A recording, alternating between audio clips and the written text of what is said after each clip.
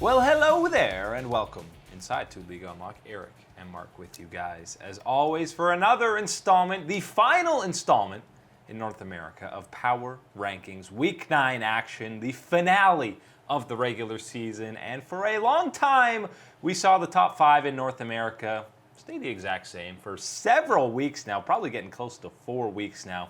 But finally, we got some shifting going on this week. Oh yeah, shake-up time here in North America, getting right into playoffs coming up here. Woo! This is the final one for the spring split here in North America, and these power rankings, the shake-up is real. Let's get that spice going. But before we get to the top 5, we got to start at the bottom from numbers 10 to 6, and there are some staple teams that, again, have been here for a very long time. We're sorry, 100 Thieves. We tried. Maybe the Academy squad could boost you out of here, even though Clutch also went 0-2. 100 Thieves still come in at number 10. Clutch right on top of them in at number 9. And if we were throwing in Cloud9 Academy, which I legitimately thought about doing, they'd probably slide in right behind Echo Fox. This is kind of the sad thing here is that actually you probably would throw C9 Academy ahead of these teams, but yeah, even 100 Thieves, they've got 4 wins. C9 Academy only 1 win. Can't throw them up here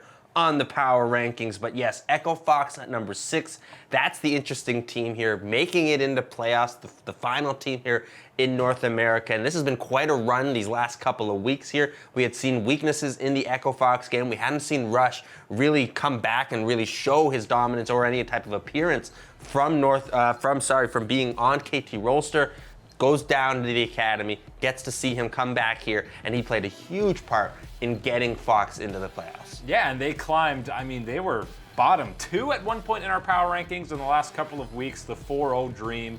We've said it multiple times, wins against C9 and Liquid, and they looked done and dusted in this CLG matchup with a must-win playoff berth on the line. They come away with that, and the game against Liquid was pretty clean. It was kind of terrible from Liquid.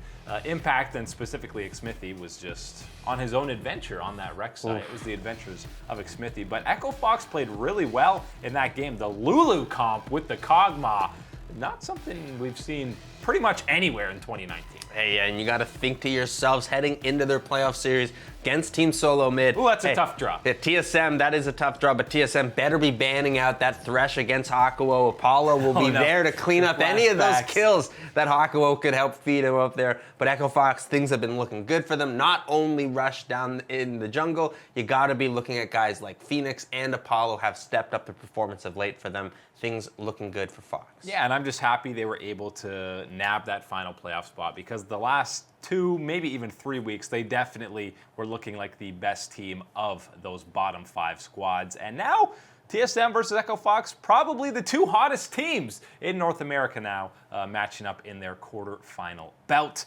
Let's move on to the top 5, where I said before, lots or no changes the last few weeks. Well, today, everybody's changing in the top 5. It's the same teams that we're accustomed to seeing, but we've definitely got some movement. Now, we saw FlyQuest and Golden Guardians play a best of 2 already, and although FlyQuest won the tiebreaker, I think overall, based on those games that they played and Golden Guardians' earlier game against Optic, I actually think they looked a bit stronger. Yeah, I think right now you have to like Golden Guardians ahead of FlyQuest heading into this playoff matchup.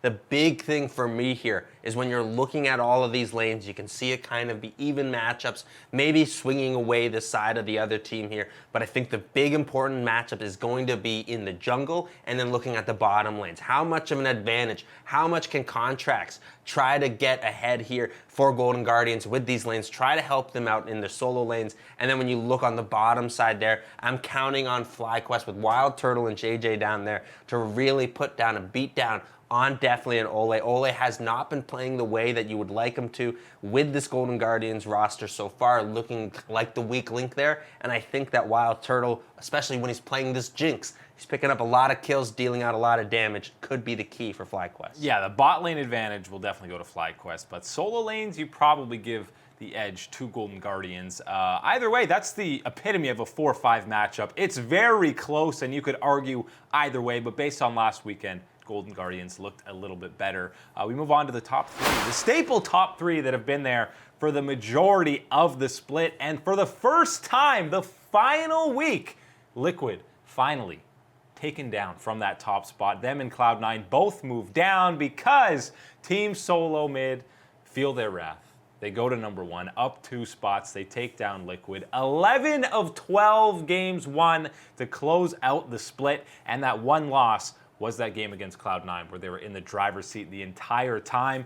They're probably, well, they're not probably, they're the hottest team going into playoffs, and they don't even have a bye. Yeah, TSM, hey man, they proved that Liquid are peasants because they're just smurfing over everyone here in the LCS. And to be honest, I think you could find a way to even put Cloud9 above Liquid here in this situation. You could make that type of argument here, even putting in, hey man, think about how strong that 10-man roster could be for Cloud9. But when you do want to talk here, this week, it's all about number 1, TSM, baby, Team Solo Mid. This was the return of the king to the top spot here in the power rankings of North America. This was a good 2-0 week from them. And that win against TL, that was about as clean a performance as you could get from Team Solo Mid. And I liked it more than their first win against TL because I thought the first win against TL was about the counter pick and just taking advantage of some TL mistakes. But this one, you generated your own chances, you generated your own momentum here, and Team Solo Mid got it done. And this is, you're seeing a confidence level from TSM that you haven't seen in a year plus. You see Sven BMing on the Lucian, waiting for the Zhonya's to pop out. Obviously, Broken Blade is just full of confidence, showing that disrespect in the pick ban with the Yorick and Jax cover. Love it. I mean, Bjergsen, now people are finally throwing his name back in the MVP conversation, which again, it feels like it's been a while since we've done that. But this is the TSM we were used to before 2018, heading into playoffs, and it should be a team that the other opposition will be fearing. Right, and they talked about it a little bit at Lolesports about this type of situation here. They showed here the proficiency on the Zilean composition here. The Zilean paired up with a Kindred in the jungle. And the C9 special. The C9 special here, but people need to remember, when you're thinking about North American mid laners here, and you're talking about Zilean, Bjergsen is the Zilean god. He has been the Zilean for so long. One bad game at Worlds 2016 against Crown on the pick, and hey, people forget about it, but you gotta remember, this is the skill here, and TSM, they're back. Yeah, him and Jensen are both absolutely fantastic on that champion, and gonna be exciting to see TSM in playoffs, but Mark was right. Beware of the Thresh on Hawkwoe because they got some nightmares from that series against Clutch in 2018 spring.